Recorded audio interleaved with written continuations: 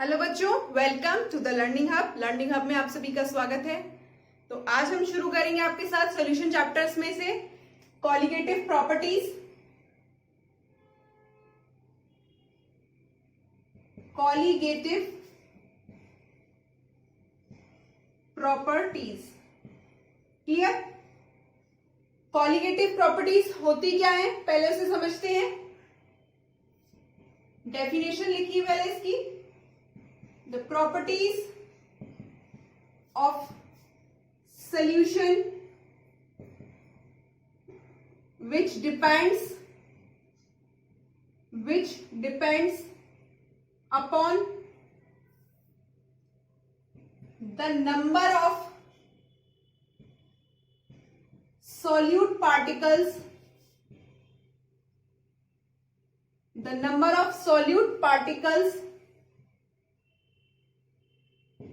which dissolved in किसमें, which dissolved in a solvent but do not depends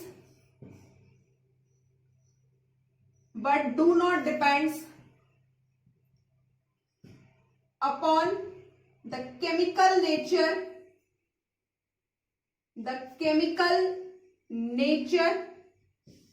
of the solution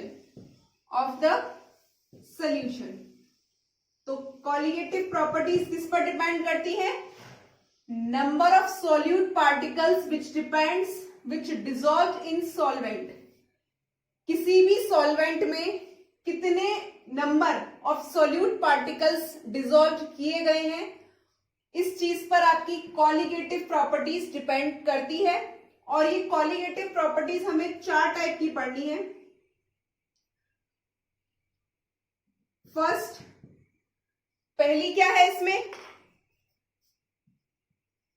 relative lowering of vapour pressure.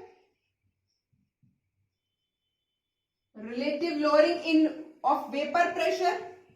Second हमें पढ़नी है इसमें elevation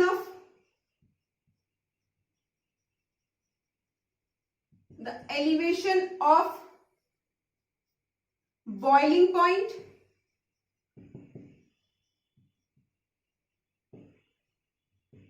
third, depression of freezing point. और last है इसमें osmotic pressure.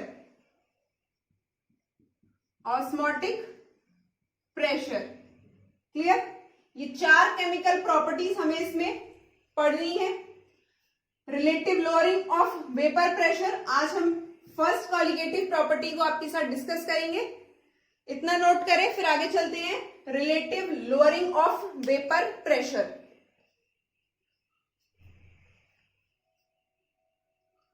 चलिए,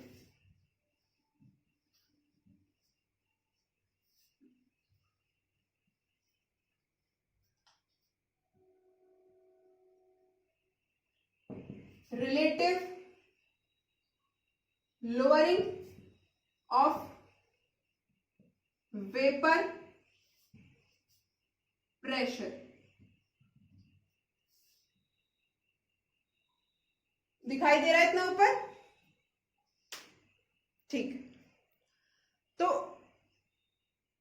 relative lowering in vapour pressure, ठीक। अब हमें मालूम है, हमने राउल्स लॉ में पढ़ा था, जब हम किसी भी एक वॉलेटाइल सॉल्वेंट में कोई नॉन वॉलेटाइल सॉल्यूट मिला दे तो जो सॉल्यूशन बनेगा उसका वेपर प्रेशर सॉल्वेंट के वेपर प्रेशर से कम हो जाएगा। हमने ये राउल्स लॉ में पढ़ा है कि when in a volatile solvent a non-volatile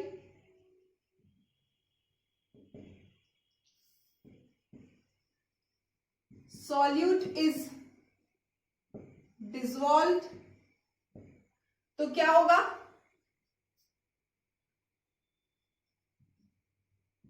there is a lowering in vapour pressure.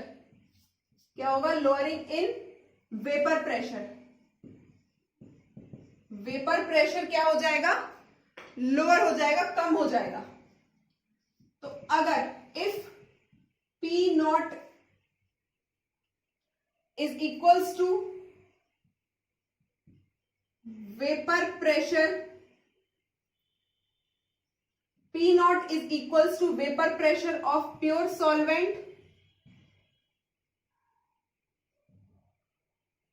P ये इक्वल हो जाएगा vapour pressure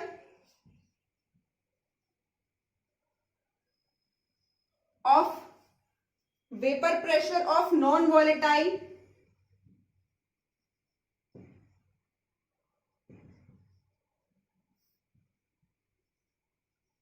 solute, vapor pressure of non-volatile solute, vapor pressure of pure solvent और vapor pressure of non-volatile solute P हो गया।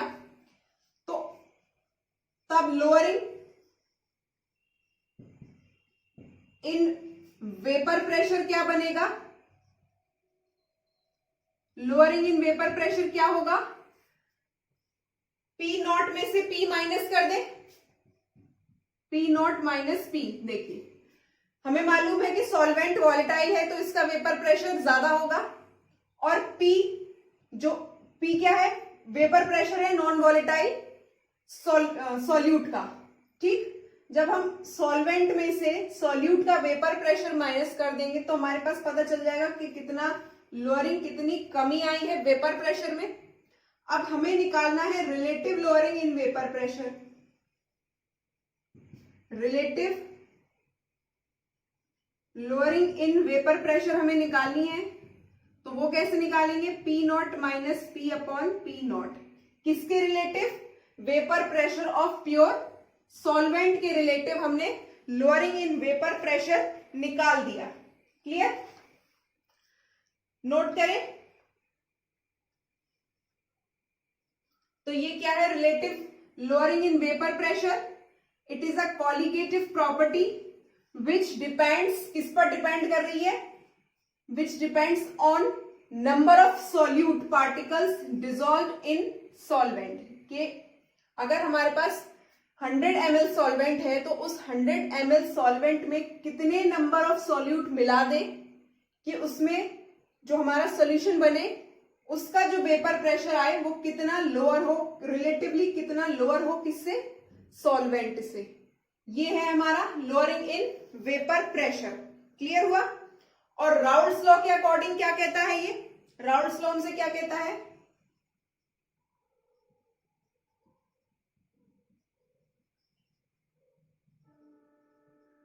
According to Raoult's law zeta is equals to P naught minus P upon P naught. यही पढ़ा था zeta, और ये zeta किसका होगा, सॉल्यूट का होगा। Zeta of solute is equals to P naught minus P upon P naught. Clear हुआ। तो यहां से हमें निकल कर आया हमारे पास lowering in vapour pressure.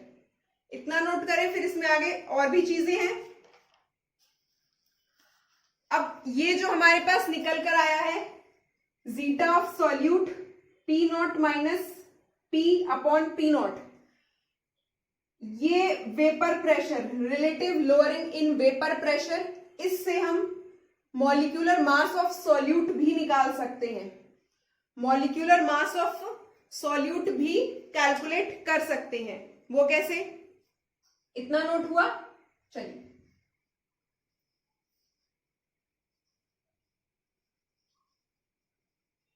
Last में हमारे पास क्या इक्वेशन निकल कर आई, क्या फॉर्मूला आया, zeta of solute is equals to P naught minus P upon P naught. यही निकल कर आया।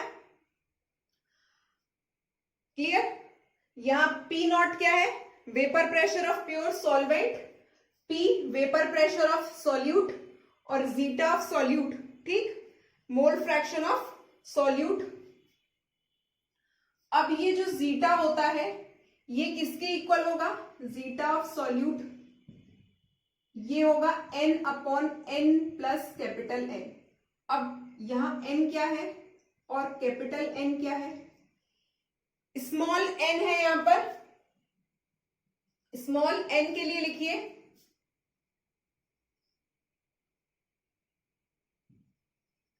Number of moles of solute और capital N number of moles of solution. बताते हैं ये कैसे आया। मोल फ्रैक्शन जीटा को बोलते हैं हम। ये किसके इक्वल होता है? अगर हमारे पास A और B दो है, एक सॉल्यूट है और एक सॉल्वेंट है सपोज, क्लियर? तो हमें सॉल्यूट के मोल फ्रैक्शन निकालने हैं। हमारे पास आया मोल फ्रैक्शन ऑफ सॉल्यूट निकालने हैं, तो कैसे निकालेंगे? जीटा ऑफ सॉल्यूट से ये किसके इक्वल होगा? Number of moles of A मतलब सॉल्यूट अपॉन में number of moles of A plus number of moles of B. Solute के नंबर ऑफ मोल्स और सॉल्वेंट के नंबर ऑफ मोल्स। अब ये जो सॉल्यूट के नंबर ऑफ मोल्स हैं, इस ए को हमने स्मॉल n मान लिया और सॉल्यूट और सॉल्वेंट से जो सॉल्यूशन बना उसमें नंबर ऑफ मोल्स हमने मान लिए कैपिटल N। क्या मान लिया हमने इसमें? सॉरी, सॉल्वेंट के जो नंबर ऑफ मोल्स है उसको हमने मान लिया कैपिटल N, क्लियर? सॉल्यूट के नंबर ऑफ मोल्स को हमने स्मॉल n माना और सॉल्वेंट के नंबर ऑफ मोल्स को कैपिटल N माना। तो यहां जीटा ऑफ सॉल्यूट या मोल फ्रैक्शन ऑफ सॉल्यूट आएगा क्या? एन ए की जगह हमने लिख लिया केवल n अपॉन एन ए की जगह फिर से n प्लस कैपिटल N। यही सारी कैलकुलेशन करके हमने यहां रख दिया है, क्लियर? अब ये भी जीटा ऑफ सॉल्यूट और ये भी जीटा ऑफ सॉल्यूट, दोनों फॉर्मूलेज बराबर हैं, तो क्या हम n upon n plus capital N is equals to P naught minus P upon P naught लिख सकते हैं? ऐसा लिखा जा सकता है, क्लियर? ये मानिए इक्वेशन 1 और इसको मार्क करिए equation number 2। Equation number 2, clear? एक और इक्वेशन है हमारे पास, तो इसको 1 मानिए, यहां मानिए 2 और इसको करिए इक्वेशन नंबर 3। इक्वेशन नंबर 3 इतना नोट करें। अब आगे चलते हैं। n क्या है? n इज इक्वल्स टू क्या है? नंबर ऑफ मोल्स, और नंबर ऑफ मोल्स निकालने का फॉर्मूला क्या होगा? n कैसे निकालते हैं? मास अपॉन मोलर मास, ऐसे ही निकाला जाता है, मतलब W अपॉन m डैश। और कैपिटल N के लिए भी लिखा जा सकता है क्योंकि वो भी number of moles of solvent है, तो यहां लिख लीजिए मास अपॉन मोलर मास, या small w upon m dash और या capital W upon capital M। तो क्या इस n की जगह ये वैल्यू पुट कर दें? तो W अपॉन m डैश, या शॉर्ट में लिखिए और W upon m dash upon small n plus capital N, तो W upon m dash plus capital W upon capital M is equals to P naught minus P upon P naught. Clear हुआ? अब हमें इसमें calculate क्या करना था? यहां से हम जो हमारा सॉल्यूट है उसका मोलर मास, तो मतलब हमें क्या कैलकुलेट करना है? यहां पर किसका फॉर्मूला चाहिए? m डैश का, m डैश का फॉर्मूला चाहिए। इतना नोट करें, फिर आगे चलते हैं। एक फॉर्मूला तो हमारे पास ये आया, ठीक? एक फॉर्मूला ये आया, इतना नोट हुआ। चलिए, बोर्ड कम है, आप नीचे नीचे पेज के जैसे जैसे मैं करवा रही हूं वैसे वैसे नोट करते चलिए। अब हमारे पास इक्वेशन आ गई है W upon M dash upon W upon M dash plus capital W upon capital M is equals to P naught minus P upon P naught. ये इक्वेशन, ये हमारा एक फॉर्मूला आ गया। ठीक, अब हमने एक कंडीशन लगा दी इसमें कि अगर हमारे पास कोई भी जो सोल्यूशन है वो बहुत ज्यादा डाइल्यूट है, अगर हमारे पास सोल्यूशन बहुत ज्यादा डाइल्यूट होगा उस केस में if the solution is very dilute, इस कंडीशन में जो हमारा स्मॉल एन क्या था, number of moles of solute, ये बहुत कम हो जाएंगे कैपिटल एन से कम हो जाएंगे। Number of moles of solute is very very less than number of moles of solvent. अगर हमारे पास 100 ml वाटर है और इस 100 ml वाटर में हम 1 ग्राम कोई भी सोल्यूट मिक्स करें तो ये क्या है, बहुत कम है रिलेटिवली। ऐसा ही कोई डाइल्यूट सोल्यूशन हमारे पास आ गया, तो जब n is very less than capital N है तो n प्लस कैपिटल N ये भी very less than capital N के हो जाएगा। यही दोनों कंडीशन इस फॉर्मूले में लगा दें। इस फॉर्मूले में वाली कंडीशंस लगाएंगे तो P naught minus P upon P not, अब ये क्या है, number of moles of solute N और number of moles of solute plus number of moles of solvent, यही है। तो हम इसको नेग्लिजिबल मान लेंगे, वेरी लेस है, तो नीचे क्या आएगा, सिर्फ ये मतलब कैपिटल N आ गया। एक फॉर्मूला हमारे पास ये आया। ये कंडीशन है जब सॉल्यूशन वेरी डाइल्यूट हो, बहुत ही डाइल्यूट सॉल्यूशन अगर हमारे पास बनता है तब।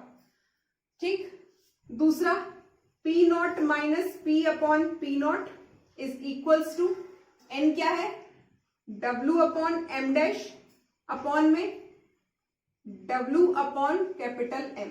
अब हमें निकालना है M डैश, क्रॉस मल्टीप्लाई करें तो P naught minus P upon P not W upon M dash into M upon W, reciprocal होकर इंटू में आ जाएगा। क्रॉस मल्टीप्लाई करेंगे, यहां अब आ जाते हैं इस तरफ, तो P naught minus P into M dash W, ये यहां चला जाएगा P नॉट, तो W into capital M into P naught. Clear, M dash निकालना है तो M dash is equals to W into M P नॉट अपॉन में P naught minus P into W, capital W। तो ये आ गया फॉर्मूला हमारे पास सॉल्यूट के मोलर मास निकालने के लिए। कैसे निकाला, क्लियर हुआ पूरा डेरिवेशन? नोट करें, फिर एक बार और इसको रिवाइज करते हैं। हो गया नोट? चलिए अब रिवाइज करते हैं। हमने शुरुआत में क्या किया था, हमने शुरू किया था इसको राउल्ट्स लॉ से, कि जब हम राउल्ट्स लॉ में क्या किया था कि जब हमारे पास एक नॉन वॉलेटाइल सॉल्यूट है और वॉलेटाइल सॉल्वेंट है तो relative lowering in vapour pressure हमें देखने को मिलेगा। वो रिलेटिव लोअरिंग वेपर प्रेशर हमने निकाला P naught minus P upon P not से, और ये सॉल्यूट के लिए है तो जीटा ऑफ सॉल्यूट निकाल लिया।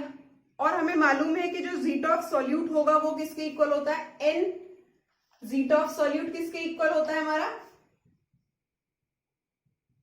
N upon N plus capital N। ये समझ में आया था कैसे हुआ, या सॉल्यूट के ये सॉल्यूट और ये सॉल्वेंट। क्लियर, अब इसको और P naught minus P upon P को हमने इक्वल रखा था, नंबर ऑफ मोल्स कैलकुलेट किए थे मास अपॉन मोलर मास से, सबको कैलकुलेट करके ये इक्वेशन आई थी। इस इक्वेशन के बाद हमने कंडीशन लगा दी कि अगर सोल्यूशन हमारे पास बहुत ज्यादा डाइल्यूट हो, उस कंडीशन में हम क्या करेंगे, तो n जो होगा वो very less than capital N, और n plus small n plus capital N ये भी वेरी लेस देन n हो जाएगा। ये कंडीशन लगाते एक फॉर्मूला ये हमारे पास आया और दूसरा फॉर्मूला ये हमारे पास आया मोलर, ये आया हमारे पास मोलर मास निकालने का। अगर हमारे पास मोलर मास ऑफ सॉल्यूट पूछा जाए तो हम कैसे निकाल सकते हैं, relative lowering of vapour pressure से। क्लियर हुआ? नोट करें।